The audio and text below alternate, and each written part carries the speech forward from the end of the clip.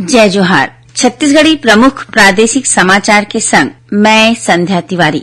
छत्तीसगढ़ विधानसभा चुनाव बर मतगणना 3 दिसंबर के होही। मतगणना ला लेके राजनीतिक दल डहर ले अपन एजेंट मन ला प्रशिक्षण देके काम शुरू कर दे गे हे। प्रदेश कांग्रेस के पदाधिकारी ये दिन राज्य के अन्य जिला मुख्यालय में मतगणना के दौरान एजेंट की भूमिका निभैया पार्टी कार्यकर्ता मन ला प्रशिक्षण देवत हे। उन्हें प्रदेश भाजपा के बड़का पदाधिकारी मन ह घलो जम्मू विधानसभा क्षेत्र में मतगणना एजेंट बर चुने के कार्यकर्ता मन ला प्रशिक्षण देवत हे।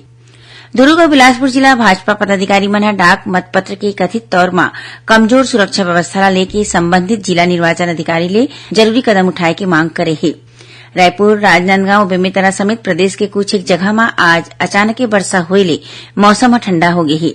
अगले 24 घंटा के दौरान उत्तरी छत्तीसगढ़ समेत कुछ एक जगह में हल्का वर्षा होए और गरज चमक के संग थोड़ बहुत पानी गिरे के संभावना है।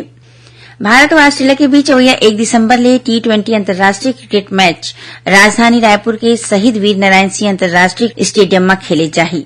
ये खबर विद्यार्थी मन के टिकट की बिक्री आज ले शुरू हो गई है।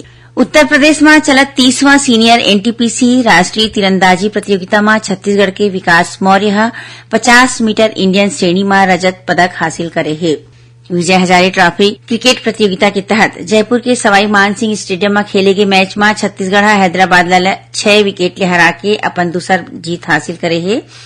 गुरु नानक जयंती के मौका में काली छत्तीसगढ़ सिख संगठन डहर ले रायपुर में निःशुल्क स्वास्थ्य शिविर के आयोजन करेगी। ये शिविर में 300 ले ज्यादा लोगन मन के स्वास्थ्य परीक्षण करेगी और प्रदेश के नर्सिंग कॉलेज मन में काउंसलिंग के काम चलत है। आवेदन के काम पूरा हो जाए के बाद प्रावीण्य सूची के आधार में 30 नवंबर तक आने पाठ्यक्रम में प्रवेश दे जाही। ये रही अब तक के प्रमुख प्रादेशिक समाचार। जय जोहार।